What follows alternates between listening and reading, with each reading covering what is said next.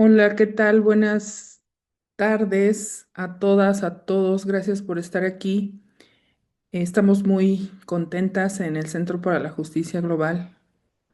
Nos sentimos muy honradas de tener la presencia de la embajadora de Palestina en México. Ella nos dictará esta conferencia sobre el genocidio en Palestina. Antes de pasarle el micrófono a la embajadora, quiero comentar que nuestra conferencia será en inglés. Ella hablará en inglés. Tenemos gente que nos acompaña de otros países, entonces ella hará su conferencia en inglés y yo apoyaré en la parte de la traducción. Me parece que el día de hoy el Mm. 50% es gente que habla español y el otro 50 habla inglés, entonces estará dividida la conversación. Antes de iniciar con el tema, les vamos a platicar un poco sobre la experiencia de la embajadora, una experiencia muy amplia y a agradecer a las colectivas que nos acompañan el día de hoy. So before we start today, thank you very much for coming. We're going to do it both in English and Spanish. The ambassador will be speaking in English and I will be translating. I want to say thank you to everyone. We have different collectives from different parts of Mexico. So I want to thank them before we start with the conference. Quiero agradecer en primer lugar a la embajadora, Nadia Rasheed, y las colectivas que nos acompañan el día de hoy. Es las compas de BDS México, el Comité Leonés de Solidaridad con Palestina, Zarape Palestino de Saltillo, Yo Te Veo SMA, Compañeras para Palestina, que también son de aquí de San Miguel, WMPP, que también es de aquí de San Miguel, Tuneros por Palestina, que son de San Luis Potosí, Red Frontera Palestina, que son de Ciudad Juárez, y el programa de radio en San Miguel de Allende, Sigamos Hablando de Palestina. Son las colectivas que nos acompañan el día de hoy. Estamos muy contentas de tenerles a todas que representan regiones de nuestro vasto México. Thank you to all the collectives that are here with us today. They represent the work we are doing in different cities of Mexico, of this big country. So thank you for joining us. The ambassador is gonna tell us about the genocide in Palestine. So the ambassador, Nadia Rasheed, she's being the ambassador of the Palestinian embassy in Mexico. She came here on October 2024 to represent Palestine. And from November 2020 to October 24, she was the ambassador of the Palestinian embassy in Uruguay. From 2000 to 2020, she was the permanent observer of the mission of Palestine to the United Nations. And she had a lot of experience working in the United Nations. The ambassador studied international relations in the University of California, Davis, from 1996 to 2000. And then she had a master's in international affairs from the University of Columbia in New York. Entonces les quiero compartir un poco sobre la carrera de la embajadora. Ella llegó a México en octubre de 2024 para representar a Palestina ante el gobierno de México y de noviembre de 2020 a octubre de 2024 fue la embajadora de Palestina en Uruguay. Del año 2000 a 2020, ella fue la observadora permanente de la misión de Palestina en las Naciones Unidas. Tuvo una amplia experiencia en Naciones Unidas representando a su país. Y la embajadora estudió Relaciones Internacionales en la Universidad de California, Davis, y estudió una maestría en la Universidad de Columbia en Nueva York. Le pasamos el micrófono a la embajadora. Ella nos va a platicar, nos va a dar su conferencia sobre el genocidio que se lleva a cabo en Palestina. Y después de que ella nos exponga sus puntos, esperemos tener un poquito de tiempo de preguntas y respuestas, porque el Sí. tiempo de traducción pues nos lleva un poco más, ¿no? Entonces, ojalá, pero déjenos en el chat sus preguntas. Si no hay tiempo de responder todo, con gusto le enviaremos a la embajadora esas preguntas, porque son muchas colectivas representando muchas zonas de México. Entonces, con mucho gusto le enviaremos a ella esas preguntas para que en un futuro haya oportunidad de que ella les conteste. Entonces, pasamos el micrófono a la embajadora. Muchas gracias. Bueno, muchas gracias, Lulu, y gracias a todos y todos por estar aquí. Realmente es un honor para mí estar con ustedes. Y lo siento mucho, Lula, porque van a darte mucho trabajo para hacer la traducción, pero vamos a ver cómo podemos hacerlo. Entonces, ¿cuál es la mejor manera para hacerlo? ¿Para leer un párrafo o qué?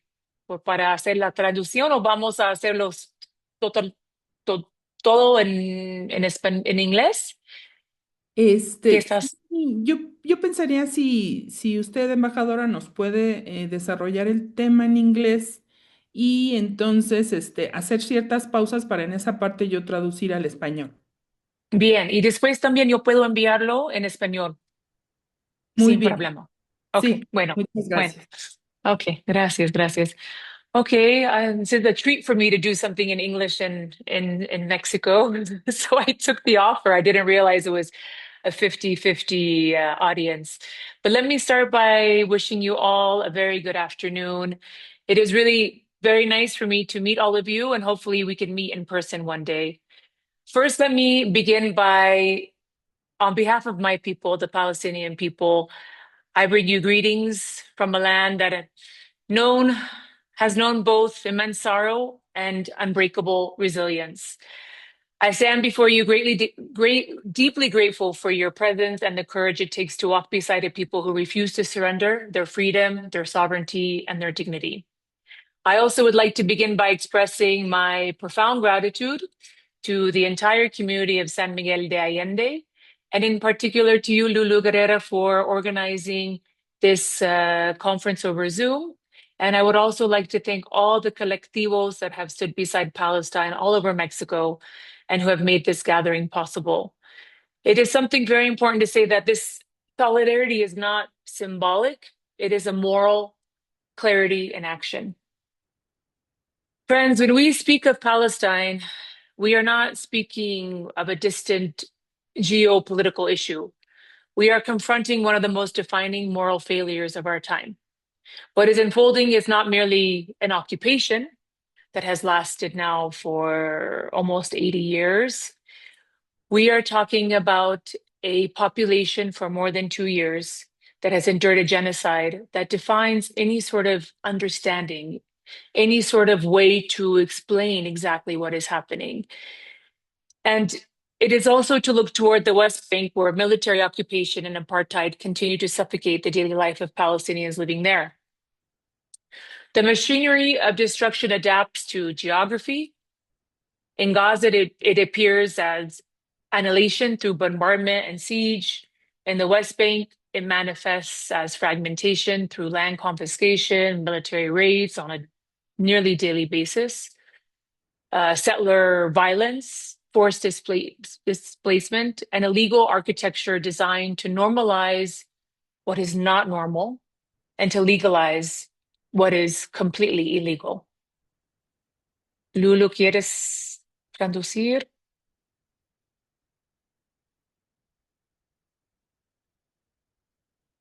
No? Okay. So first we'll begin with Gaza. Since the Perdón, so-called ceasefire, perdón, embajadora, perdón, perdón, creo que mi micrófono estaba cerrado. Bueno, sí me gustaría traducir esta primera parte. La embajadora sí, adelante. por estar a todas aquí, les agradece a todas las colectivas del territorio mexicano que se encuentran aquí y que tengamos en cuenta que este genocidio que se ha recrudecido en los últimos años tiene una historia de 80, más de 80 años de ocupación, una ocupación ilegal de Palestina por parte de Israel. Entonces un tema geopolítico muy, que tiene una larga data, ¿no? Tiene muchos años este, esta ocupación ilegal y que en la actualidad Israel lo que busca es normalizar lo que no es normal, ¿no? Esta violencia hacia la población de Palestina, esta violencia extrema y esta búsqueda de exterminio de la población. So let us begin with Gaza. As you all know, there was a ceasefire that was announced more than 134 days ago. And since that ceasefire, Israel has killed more than 600 Palestinians, including more than 100 children. So if we're talking about the death toll from the genocide, including with this so-called ceasefire, we are now talking about a death toll that exceeds 72,072 people. Among them are more than 21,000 children. I think it's always so hard for me every time to have to read that. And again, it's important to also state that these are the numbers that we know of. We know that the number will increase by many since we don't still have the luxury of being able to find our our loved ones who are under the rubble still. And this is a number actually that Israel itself agrees to. So you could imagine that this number will rise as the time goes, if we even get the chance to actually retrieve our loved ones from under the rubble. And when we talk about 21,000 children, I mean, if we just focus on the children, we have to also remember that these are not statistics, not a headline, they are children. And many of us are parents. So I think we can try to understand what that means. I mean, these who are were children who had favorite colors, who argued with their siblings, who used to draw things and put them on their refrigerator doors. You know, they used to write in their diaries of dreams that they will never be able to realize. These are futures, 21,000 futures completely taken away. They are not collateral damage. This has been and continues to be a targeted destruction of an entire generation. More than that, we also have 80% of Gaza's population who have been displaced, most of them more than two, three times. We also have more than 171,000 people who have been injured. When we talk about injuries, we're talking about bodies that have been torn apart by shrapnel, limbs amputated, horrible burns to the body, and trauma that will never, ever fully heal. Sadly, now with this ceasefire, there may not be numbers of 400, 500 being killed, but there are still many dying. And they are dying not from bombs, even though there are still bombs, but they're dying from the deliberate deprivation of medicine, from destroyed hospitals, not having the correct equipment since everything was destroyed, from the systematic dismantling of healthcare. I mean, this what happened in Gaza, the world has not seen more doctors or nurses, paramedics, humanitarian workers, journalists, children killed. It was almost as Israel was trying to break every cruel record that has ever existed. No one was spared. And this was a policy. It was a policy by design. Something that is equally mind-blowing is that today Gaza is the place with the largest population of amputated children in the world. And we also have thousands of orphans. More than 60,000 children have lost one or both parents. More than 2,200 families have been completely erased from the civil registry. So you're talking about last names and generations completely wiped out in minutes. So the destruction that has occurred in Gaza goes way beyond bodies and buildings. It targets memory, it targets continuity, it targets the future as it targeted the past and the present. Schools, universities, cultural centers, libraries have been completely destroyed. Property of the UN, many that were being used as shelters, have been bombed. Poets, professors, scientists, community leaders, all have been killed. It was a policy deliberately meant to decapitate an entire society, an entire civilization. Lulu?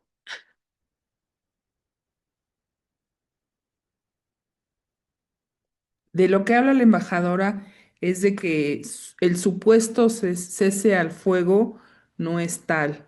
Hay más de 72.000 personas que han perdido la vida en este genocidio. Hay 21.000 niñas y niños que han perdido la vida. Entonces no podemos hablar de un daño colateral. No es un daño colateral. Se ha perdido una generación entera. Hay muchísimas personas amputadas, quemadas. Hay muchísimas personas con traumas, sobre todo en la parte psicológica, muy, muy graves. Eh, los hospitales fueron destruidos, no hay medicamento para la gente enferma, eh, muchísima gente que se dedicaba al área médica, al área de la salud, fue asesinada, muchos periodistas, muchas periodistas, maestras, maestros. Y pues al parecer es el objetivo de Israel romper todos los récords mundiales de atrocidades en este momento, ¿no?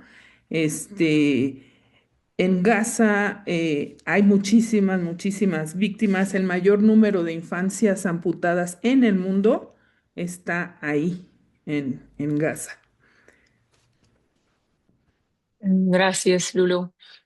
And yet, even in this darkness, Palestinians refuse to give up. They refuse extinction. Some examples are for Palestinians when movement is restricted, they connect in other ways. When electricity is cut, candles are lit. When institutions are destroyed, communities reorganize. We've seen over these past 2 years of the genocide, young students who are studying to be doctors volunteer in hospitals where many doctors were killed deliberately. We've seen journalists document destruction even as their own home collapses or even as their own family members were killed. We've seen families create classrooms in tents and community leaders organize food distribution under complete bombardment. Many people always talk about the resilience of the Palestinian people. I mean, it is something that we wish we didn't have to be resilient. It is, however, not accidental. It is something that we have inherited. For Palestinians, existence itself is resistance to remain on our land, to remember what our ancestors have told us about Palestine and the way that life used to be before the existence of Israel, and how all three major religions, Jews, Christians, and Muslims, used to live in peace before Zionism appeared. To be Palestinian, it means to rebuild. It means, again, how we teach our children the story, the names of our towns and our history. This is how we protect our dignity, and this is how we plant hope in what remains of our land and what now remains in Gaza, which is scorched earth. And it's important that something is stated, and sadly, it has to be stated time and time again. That is, what is happening and what happened in Gaza is not a war. When we talk about war, it's talking about two equal parties, two armies facing one another. We are a people that live under occupation without any protection, even though the law is designed to protect exactly us, people who are under occupation. And Israel is the occupier who has actual obligations under international humanitarian law to protect the civilian population that they occupy. What this is a genocide. It is extermination. It is collective punishment. It is the industrial scale destruction of civilian life carried out with the most advanced weaponry and the political cover of the superpower of the world. And something that I think is really important to talk about is that Israel has actually turned this genocide into something of a business, a profitable business. It has been used as a laboratory. I mean, we heard over a year ago of people talking about weapons that were being used on the ground that literally vaporized people. And it sounded so crazy that almost I didn't even want to, and I probably didn't at that time repeat it because it sounded something out of a sci-fi movie.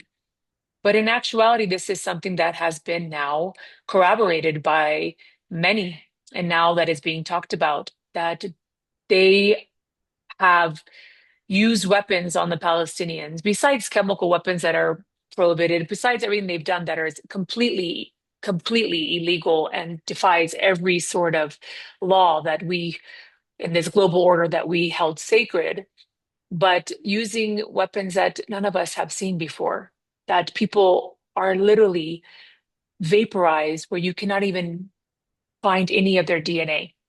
This is something that really should scare us all as humanity. So that's Gaza.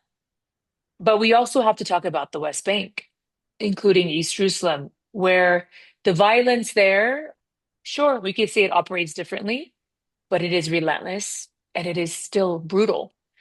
Land confiscations, home demolitions, the amount of Palestinians that Israel has taken hostage in their prisons and detention centers that have been tortured in a way also that has been documented by countless human rights organizations, economic strangulation. For example, Israel, under the peace accords that we had with Israel, they're called the Paris Protocol that happened after the Oslo. Israel is responsible for collecting all of our tax revenues. And for the past couple of years, they have not released it to us. And we're talking about more than $3 billion, putting us also in a situation that we have to make sure that our institutions do not collapse. We're under, of course, extreme financial strain, putting strain on every single Palestinian. But for them, that is the point, is to make everything completely impossible. There are more than 700 checkpoints just in the West Bank alone that fragment daily existence into, at best, humiliation. At worst, it could be death, it could be injury, it could be taken to prison. And it's important to also note that in the West Bank alone, since October 2023, more than 1,100 Palestinians have been killed in the West Bank. And we're talking nearly a quarter of them children. And we're also talking about the same sort of idea of ethnic cleansing. There's been more than 50,000 Palestinians who have been displaced in the northern West Bank alone. And you also have the situation of armed settlers who literally on a daily basis are attacking villages, who are trying to run Palestinians off of their land. They are able to burn villages within 4 minutes, and they have the complete protection of the occupying army and, of course, complete impunity. Lulu? La, las comunidades, a pesar del genocidio, las comunidades se reorganizan, se vuelven a reorganizar en Palestina. Y aunque a nivel mundial siempre se menciona la resiliencia que tiene Palestina, pues eso no es algo que debería de continuar, ¿no? O sea, hablar de resiliencia no tendría que ser un tema, porque lo que tendría que haber es respeto por las vidas, por respeto por la gente en Palestina. Eh, en el pasado, las tres principales religiones vivían en paz en Palestina. La gente judía, la gente cristiana, la gente musulmana vivían en paz y compartían esa tierra llamada Palestina. Pero a la llegada de los sionistas, todo se acabó y es lo que se está viviendo en este momento, en este genocidio. Eh, la embajadora habla de que la gente palestina siempre protege su dignidad, protege la esperanza, protege ese deseo de vivir con los mismos derechos que tienen las poblaciones en el resto del mundo, en el resto de los países. Y nos dice que esta no es una guerra porque no son dos países con las mismas, con el mismo armamento, con el mismo poder enfrentándose en condiciones de igualdad, ¿no? Que no, esto no es una guerra, es una ocupación ilegal sin protección para la población, es un genocidio, es una exterminación y un castigo colectivo que Israel está imponiendo sobre Palestina. Habla la embajadora de muchas armas que nadie de nosotros, de nosotras se imaginaría que existen muchas armas que Israel está experimentando con la población y es una cosa atroz, ¿no? Porque se habla de personas que son evaporadas. Cuando esas armas se utilizan, la persona es evaporada, no queda nada de esa persona. Entonces esto parece una película de ciencia ficción de terror, ¿no? Por el daño, las atrocidades que comete todos los días Israel sobre la población con el uso de armas que son totalmente ilegales bajo cualquier legislación eh, en el mundo, pero pues estamos viendo que tanto Israel como el apoyo de Estados Unidos han roto todas las leyes y han acabado con lo poco que más o menos existía en Naciones Unidas que nos ayudaba a defender nuestros derechos humanos, lo han destrozado totalmente para obtener este objetivo que es apoderarse en su totalidad de Palestina. Y la embajadora nos dice que no nos olvidemos de Cisjordania, porque ahí también se cometen muchísimas atrocidades, destruyen las casas de la gente, se llevan a la gente a la cárcel ilegalmente, desaparecen a mucha gente que supuestamente la llevaron detenida y después ya no se sabe de esa gente. Las cárceles, el tener en las cárceles a niños es una de las atrocidades más grandes. Y otra cosa es la parte económica, ¿no? Que la actividad económica que se llevaba a cabo en Cisjordania, Israel no le entrega ese dinero de lo que la gente trabaja. La embajadora habla de que son 3 billones de dólares, que ese dinero le pertenece a la gente de Palestina y simplemente Israel no les entrega su dinero y entonces los asfixia totalmente, ¿no? También desde la parte económica. También habla de las muertes en Cisjordania, de donde un cuarto de esas víctimas también son infancias, ¿no? Y el poder que tienen los colonos que llegan de Israel a invadir y a adueñarse de las tierras en Cisjordania, pues tienen todo el apoyo de Israel, ¿no? Entonces actúan con total impunidad todo lo que quieren robarse de tierras, de casas, lo hacen con total impunidad. Bueno, gracias. So, as I was saying before, the Palestinian people live under an illegal military occupation and also an apartheid, and now a genocide. And the illegal military occupation was affirmed by the International Court of Justice around a year ago when this was brought to the International Court of Justice because Israel liked to call it a disputed territory. Therefore, it was clear to all under the rule of law that what Israel was doing was illegal, and it recommended to the General Assembly for the withdrawal of Israel from the occupied territories. But of course, all we are seeing now is the further entrenchment of of the occupation and the further colonization of our land. and the stealing of our land and our natural resources. And again, Israel could never do what they do and have done in Palestine if it was not a number one, a nuclear power, but also backed by the most powerful government in the world, whether that means financially, politically, by covering for Israel in the United Nations Security Council with the veto, and also diplomatically. And this is precisely why the international responsibility cannot remain rhetorical. And this is why it is so important for solidarity and solidarity of the people of the world, which we have seen and we are so grateful for. But this solidarity also must become action. It must mean divestment from corporations profiting from occupation and genocide. BDS is a very powerful, peaceful way to oppose Israel's occupation because, again, there has to be a consequence. If there's no consequence for its crimes and its war crimes on a legal basis because of the covering of the support that it gets from the United States of America and some other powerful states, then we as a people have to do our part. It must mean refusing having apartheid-free spaces in our institutions, our universities, and other public spaces. And it must mean that we all consistently repeat that international law must be defended, but it must be defended not selectively, but universally. Because if international law cannot protect the Palestinian people, then who can it protect? And we are not talking about the complete collapse of international law because we know that is what there is seems to be no rule-based order anymore.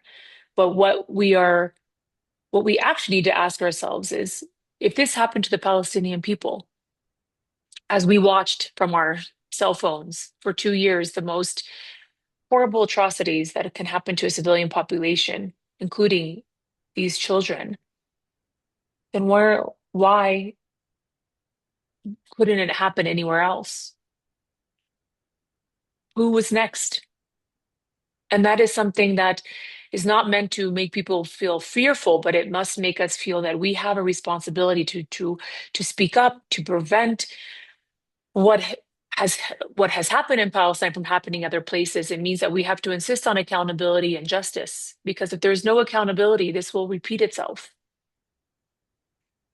So we are living in a time that I think that will be written, of course, in the history books. We are living in a time where the so-called rules-based order has been completely exposed, where all of these conventions that we have signed on genocide and the protection of civilians and these rights that we've hold sacred of the right to self-determination have all been tested in Palestine.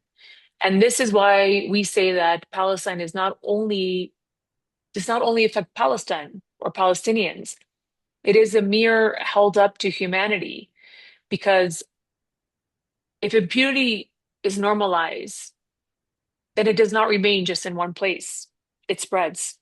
And I think today we are sort of seeing how in other parts of the world, the same sort of actions and law is not being at all applied, and diplomacy has ceased to exist. And this affects all of us. So let me just close with again saying thank you to all of you, to all the people of San Miguel de Allende from Palestine, and to every organization who refuses to be indifferent to what is happening. And again, I think as an ambassador, as a Palestinian, as a human being, the one thing I can ask is to not look away, to not grow numb. I think what is happening with all this information that we are getting, and seems that the world itself is in a very bad state, is that it becomes hard for us to process all of this. It becomes hard for us to process where we just want to not look. And I think, yes, it's important to take breaks for our own mental health. It's important to remember also the beautiful things in life because there are so many things, but we have to not allow ourselves to become desensitized. We cannot allow ourselves to think that genocide and the mass death of people and the horrible treatment of civilians and starvation, using starvation as a weapon should be normalized. I think as Palestine realized that we are not only fighting for our own freedom, but we are really also fighting and putting the fight before the world for the moral conscience of everybody. So I ask you please to continue your advocacy, to use your voice, to refuse to normalize injustice, to insist on dignity, and insist that we all be human beings with conscience and who care about others. And I think that Mexico and Palestine, in this case, we do stand on the same side of history. We stand on the side of memory, we stand on the same side of justice, and are on the same side when we talk about freedom, a freedom that refuses generation after generation to surrender. Thank you. Bueno, la embajadora nos habla de que en Palestina lo que ocurre en este momento es un sistema de apartheid, un sistema de ocupación militar ilegal y un genocidio. La Corte Internacional de Justicia ya dijo que esa ocupación ilegal, por ejemplo, en Cisjordania, en el ejemplo de esa tierra, que todo eso es ilegal, pero pues Israel continúa haciéndolo.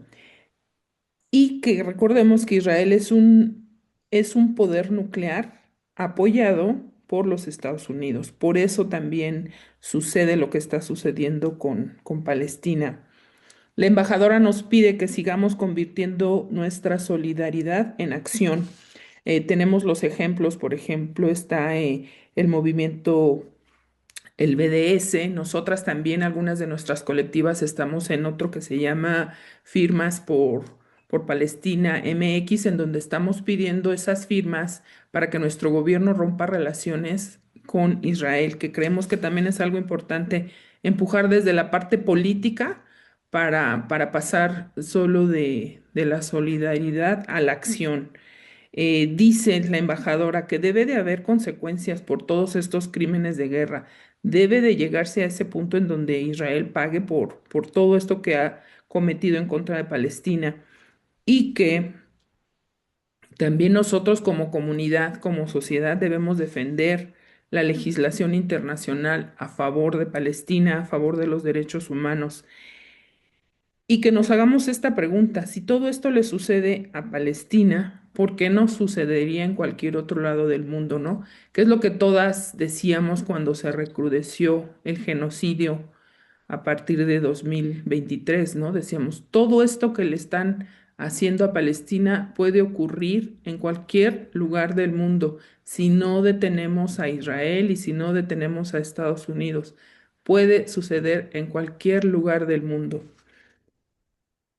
Ella nos dice lo que necesitamos es que haya justicia para Palestina, para que esto no se vuelva a repetir nunca jamás, que las convenciones sobre genocidio han sido puestas a prueba en Palestina y, y hemos visto, ¿no? Hemos visto las consecuencias de todos estos actos atroces por parte de Israel y Estados Unidos.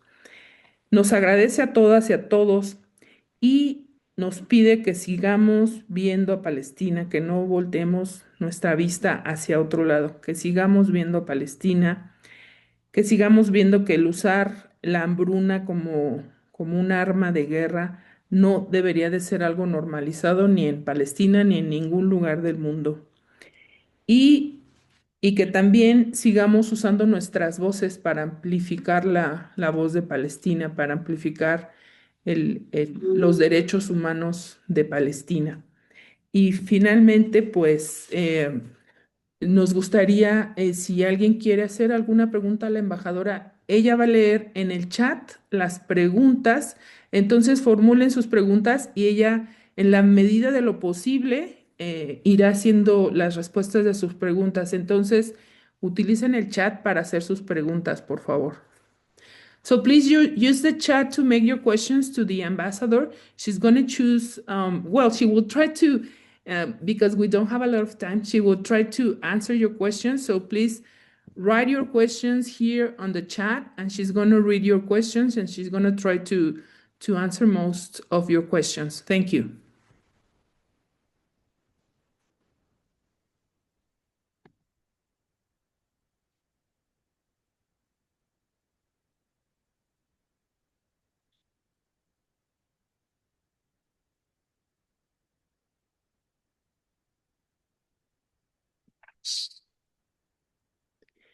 Alguien nos pregunta que cuánto va a durar esta conferencia. Pues el tiempo que tenemos es de 1 hora, de 1:30 a 2:30.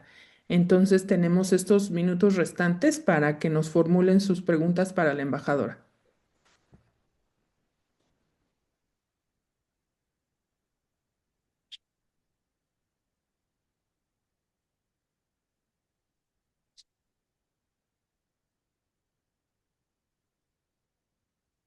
Okay, I see a first question here. And the question is, what can you say about the deliberations and composition of the Board of Peace? This is a this is an interesting one, I will say. I think for us as Palestine, we always look for any country who is willing to bring about a just solution to the conflict. And I shouldn't call it a conflict actually, because we don't like to call it a conflict because it's an occupation, it's a genocide.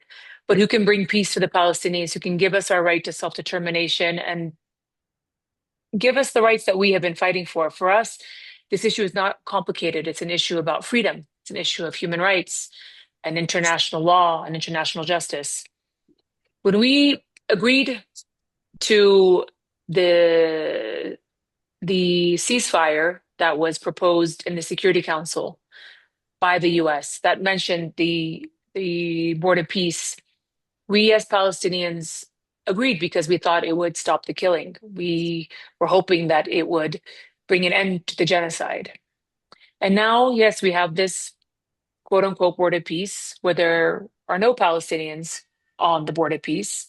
So that is obviously something that is concerning, but we have, of course, many friends who we use to try to bring the concerns of Palestine and our rights to the forefront of the table. This Board of Peace is part of efforts to bring about a just solution for Palestine. For us, what we depend on most are UN resolutions that have been adopted by the entire world. The majority of the world has every year for decades has voted in favor. We're talking about 174 countries usually vote in favor of the right of the Palestinian self-determination. So for us, we base our our our our plight and our just cause on UN resolutions, on international law, on international justice, on the advisory opinions of the of the International Court of Justice, and of course we hold in high regard the International Criminal Court, which, as you all know, has an arrest warrant for the Prime Minister of Israel.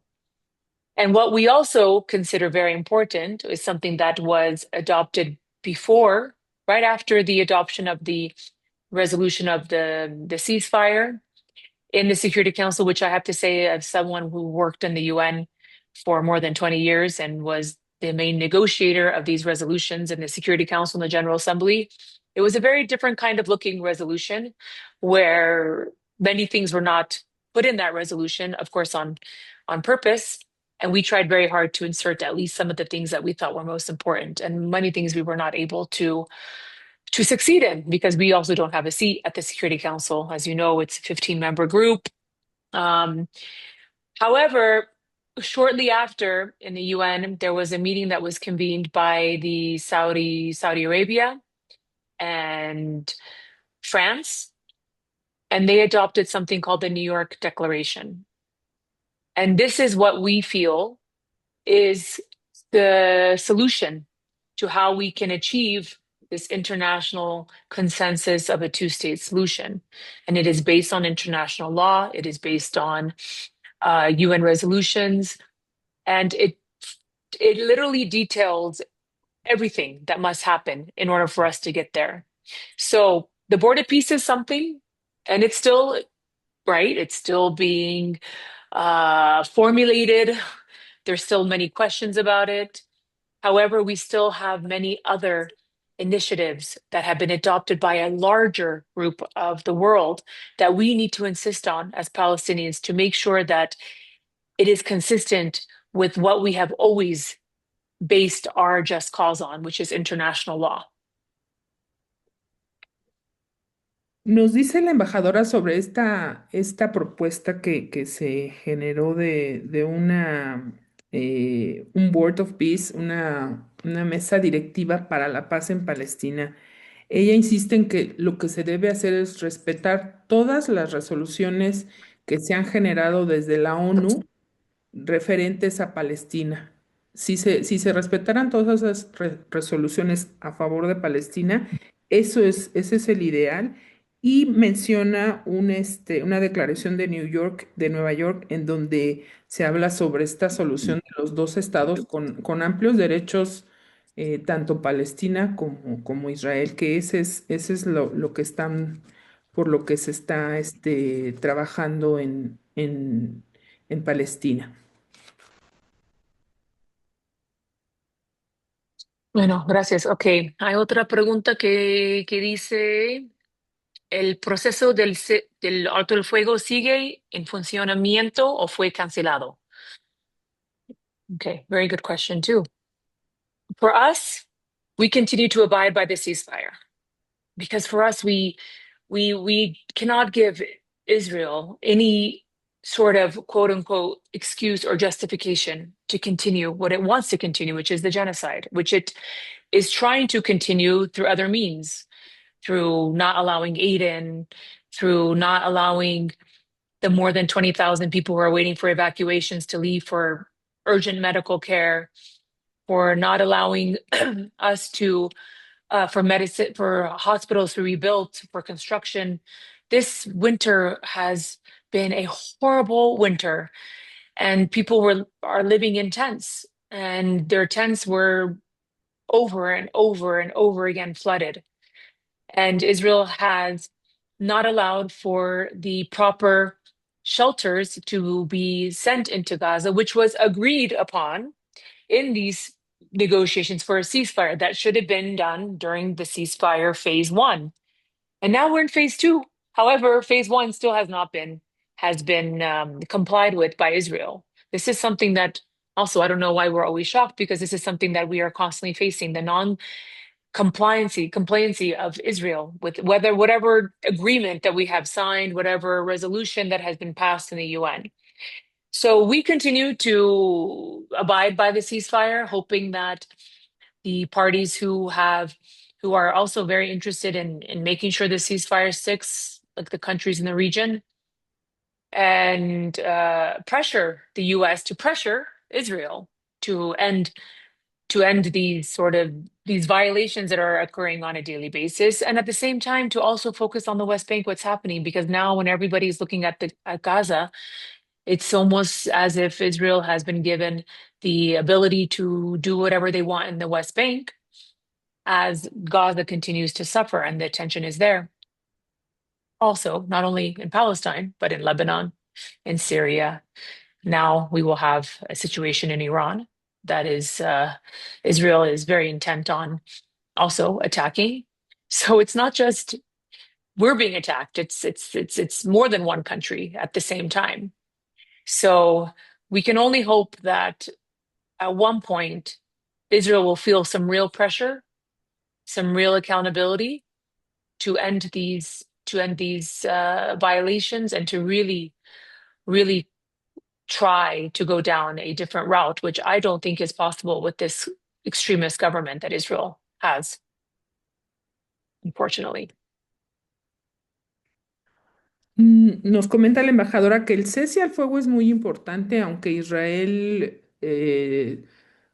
la mayor parte de las veces no lo respeta. O sea, se firma un cese al fuego y ellos no respetan lo que se firmó.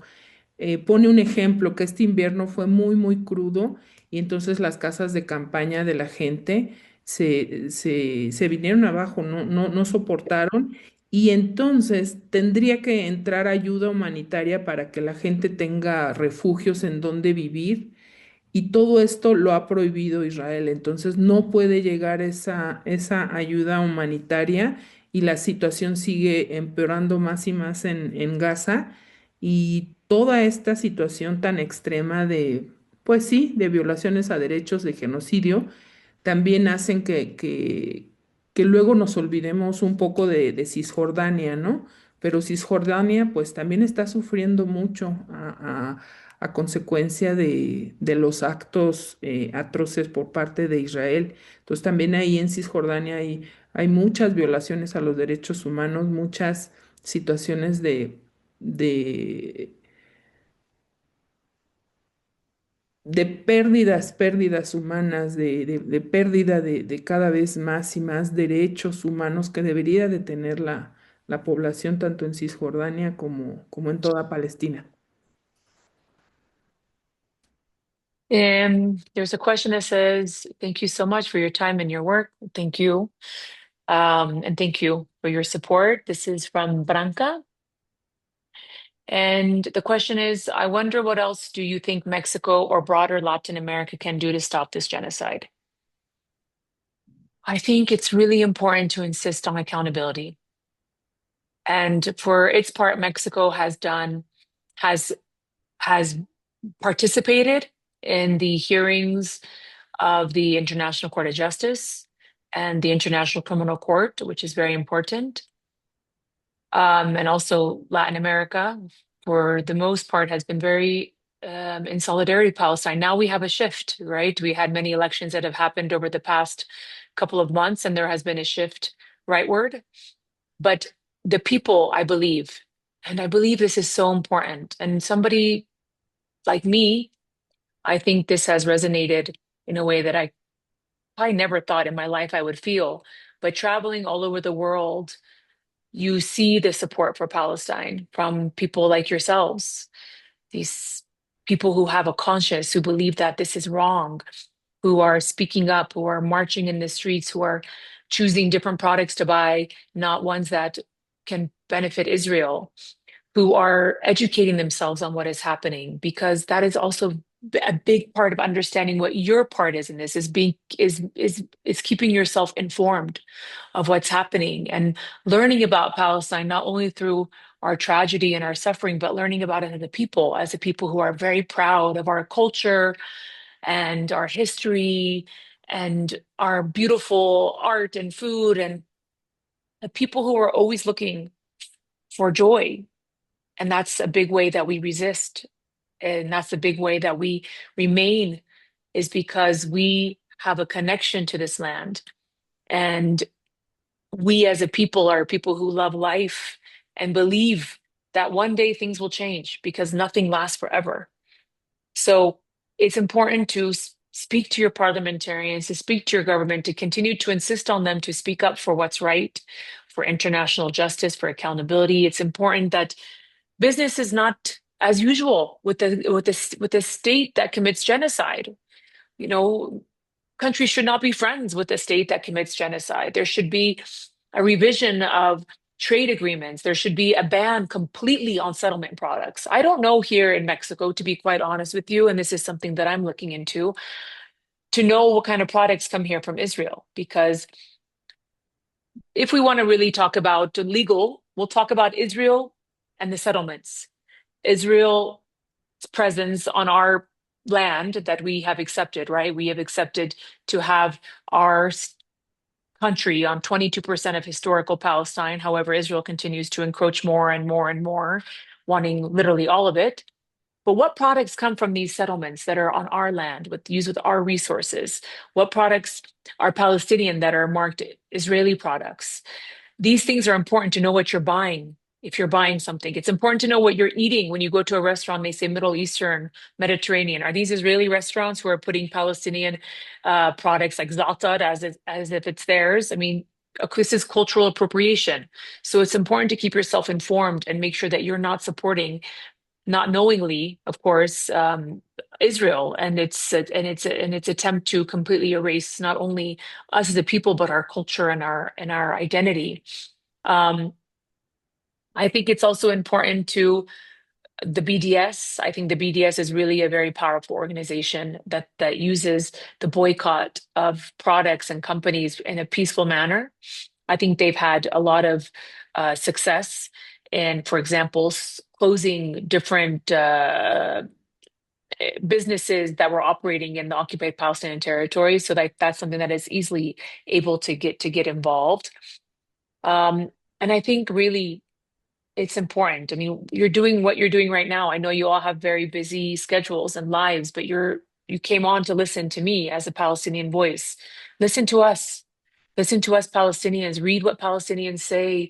Translate if you can in Spanish Palestinian stories because they have for decades tried to dehumanize us.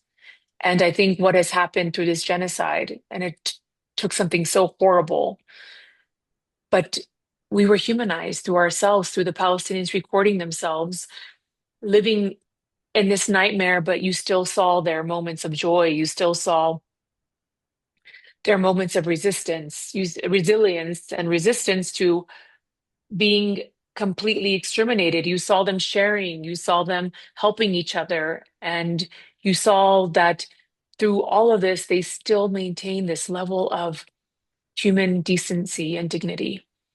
Um, so listen to Palestinians, share information, talk to your friends, talk to your family, because again, many people think this is a complicated issue. It's not a complicated issue. We are people who are wanting to end this occupation. We have agreed to live next to the state of Israel on 78% of historic Palestine. We want our rights like everybody else. We want our children to grow up without the sounds of drones and without the fear of being arrested in the middle of the night, without the fear of I'm sorry, their families being killed. So this is what we're asking for. And I think Palestine has been a mirror of what is so wrong with the world, but it's also been a mirror of what is so right with the world, with the solidarity and the people coming out. So there's, of course, so many things that can be done. And I also would like to recommend maybe, Ana Laura, you can write down our Instagram, my Instagram, and the embassy Instagram, because we are always answering questions and just like this, what else can we do? And we are always posting things about Palestinian culture and food and different things that are on a little bit lighter um, of topic because it's important for people to know who we are as a people.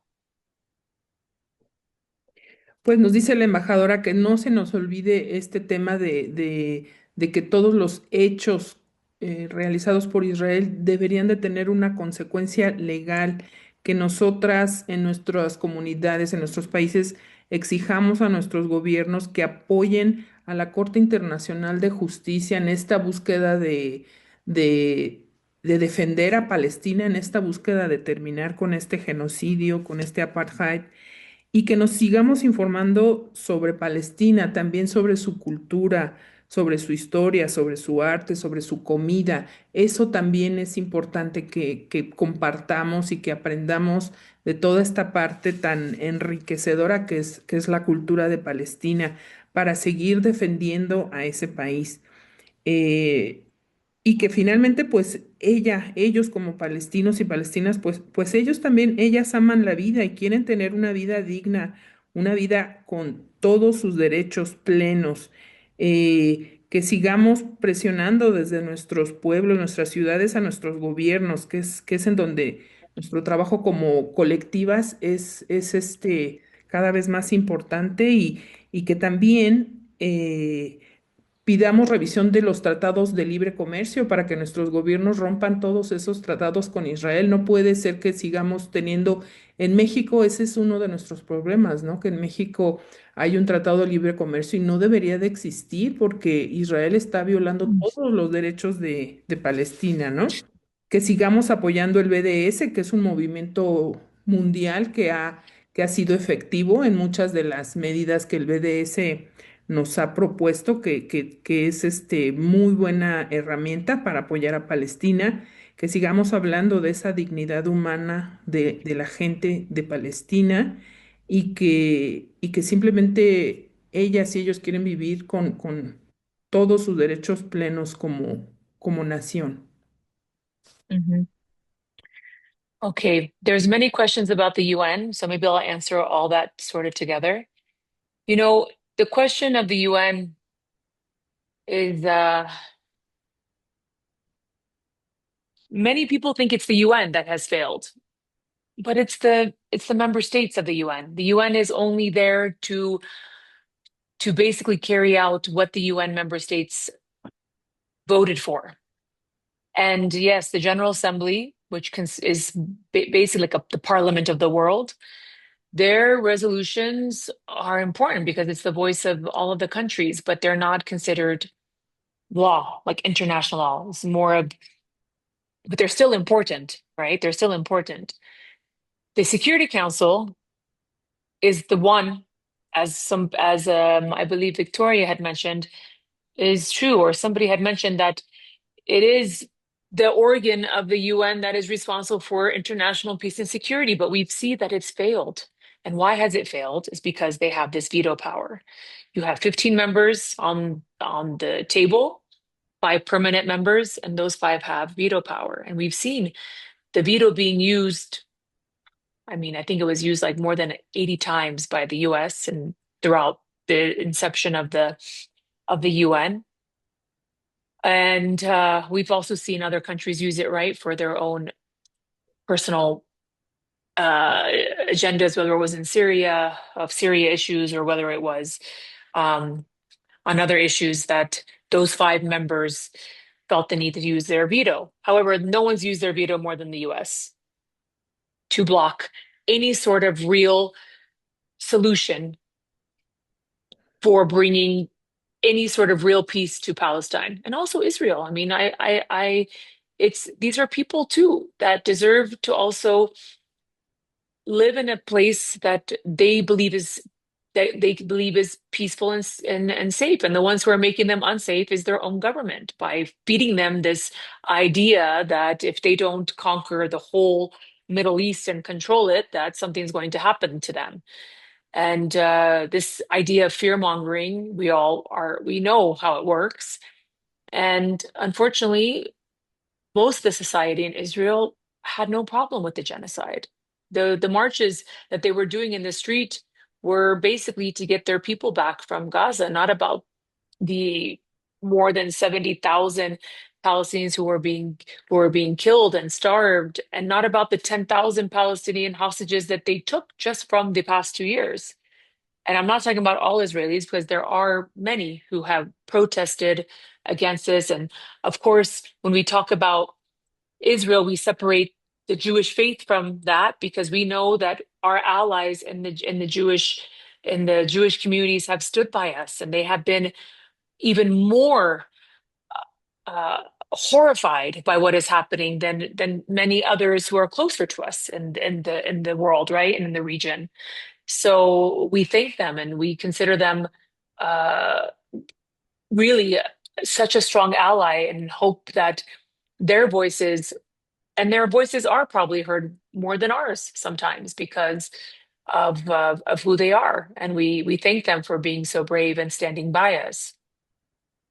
Now, Resolution 377, Uniting for Peace, we use it all the time because whenever there's a veto, we go right to the UN General Assembly for this. And while this has like a higher authority, the resolutions, I mean, they're still not able to stop what is going on. These sort of resolutions that we've used, were the resolutions that we used in order to bring the questions to the International Court of Justice, such as, is the occupation illegal? We also we brought the issue when the US vetoed the resolution in the Security Council when Israel started building their annexation wall. We brought the issue to the General Assembly for Uniting for Peace, and we also then got another advisory opinion from there about the wall being illegal. Look, I mean, the issue is the law is applied very selectively, and some are completely immune. It was the UN that created the State of Israel. It was a General Assembly resolution. So why is that being applied? And all the hundreds of resolutions that we have on Palestine not? I mean, every year in the General Assembly, we have a package of resolutions. And they range from the right of Palestinian self-determination to the issue of UNRWA, which is a UN agency that Israel's completely destroyed. It destroyed all of its buildings, just, created this huge propaganda about it being supporting terrorists. This is a humanitarian agency, and this is the important part of the UN. One of the biggest, most important things of the UN is what they do on a humanitarian basis. And for us as Palestinians who would like to not have any sort of aid, we are a people who can definitely build our own country. We have worked in the region to build other countries with our expertise. We are the most educated population in the Middle East, even with this occupation, even with the restrictions, because we've had the UN presence there who has been not only a source of us for education and opportunities, but um, but hope, right? And so for Israel, the UN is problematic, even though they continue to be a member of the UN, because they report on what's happening on the ground, because they are witnesses to the genocide, because it is all based on, international law and human rights law. So of course they think everything is biased. And it's the same reason why they are also banning all of these NGOs from being on the ground in Palestine, precisely when we need them to be there. Because one, they don't want to see any Palestinians being helped, and two, they don't want witnesses. They've killed all of our journalists, and they don't allow any journalists internationally to enter. So it's very clear, like someone said in the they want to continue what they're doing. Their whole plan has always been, not only now, but always has been more Palestinian territory with less Palestinians. So we will continue to go and adopt resolutions. We will continue to try to push for every sort of legal tool that we have at our hands. We will continue to press the ICC to actually make these arrests. We will continue to make sure that member states fully abide by these international court of justice advisory opinions. Because again, if they do not do this for Palestine, then they are completely risking the entire thing from falling. And the UN is the only thing we have right now. There's no alternative. So do we let it just crash and not have anything, or do we try with what we can to try to put it to get put it back together a little bit with the countries who really know that the only thing that really protects them is international law, not their armies, not their connections, not their the influence they have. But for countries like Palestine, for countries like Mexico, for countries like most countries in the world, this is what the protection is the law, is international law. So without it, then, it's not something that is positive for anyone. So I see there's also many more questions. Maybe we can take a screenshot of these questions and I can try to answer them somehow. And I also do this thing every Friday where I answer questions of people who are asking questions about Palestine on different issues. So that can also be a place where I can try to answer some of these. But maybe Lulu can answer, then I will just say goodbye. Ok, sí, nos dice la embajadora que de esta última pregunta, ¿no? Que desde la perspectiva suya no es que la ONU haya fallado, lo que han fallado son los estados miembros de la ONU. El Consejo de Seguridad ha fallado por el poder del veto que siempre Estados Unidos aplica en contra de los derechos de Palestina. Nos dice que Israel quiere conquistar todo el Medio Oriente para sentirse un país seguro, ¿no? Que ese es el objetivo que tienen en Israel. Nos comenta que han sido 10.000 personas de Palestina las personas que han sido arrestadas en el pasado, en este pasado reciente, que también eso es muy grave. Y de la resolución 377 la usa Palestina todo el tiempo en Naciones Unidas, siempre la usa para que se respete los derechos de Palestina, pero que también sabemos que la ley se aplica selectivamente y que cada año la delegación de Palestina cada año envía paquetes de distintas resoluciones para salir de esta gravedad de todo este genocidio. Nos comenta que Israel pues también destruyó a UNRWA, que era este organismo que veía por los derechos de las y los palestinos en su territorio, y que Israel ha estado destruyendo todas las ONGs que hacían trabajo humanitario en Palestina, las ha estado destruyendo en su totalidad porque pues no quiere que haya ningún testigo del genocidio. Pero ¿qué es lo que le queda a Palestina? ¿Qué es lo que nos queda a nosotras, las naciones del sur global? Pues nos queda seguir trabajando desde la ONU porque es la única alternativa que tenemos estas naciones para defender nuestros derechos y para protegernos, ¿no? de esta embestida tan fuerte por parte de Israel y de los Estados Unidos y países aliados.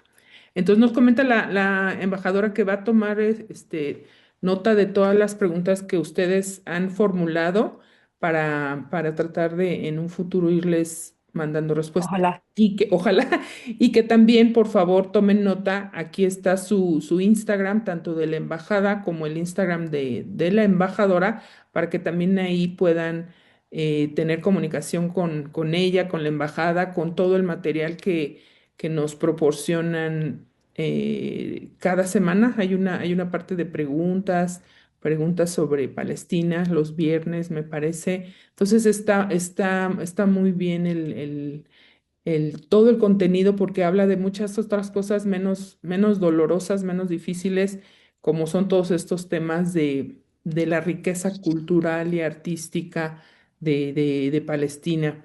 También nos dice que mucho del trabajo que la ONU ha hecho en Palestina ha sido un fuerte apoyo para la educación de la gente, que la gente palestina es la que tiene el nivel educativo más alto en todo Medio Oriente a pesar de tantas adversidades, de tantas dificultades, la gente siempre le ha interesado en Palestina tener una muy buena educación porque saben la importancia de la educación y todo ese trabajo lo ha estado destruyendo también Israel, ¿no?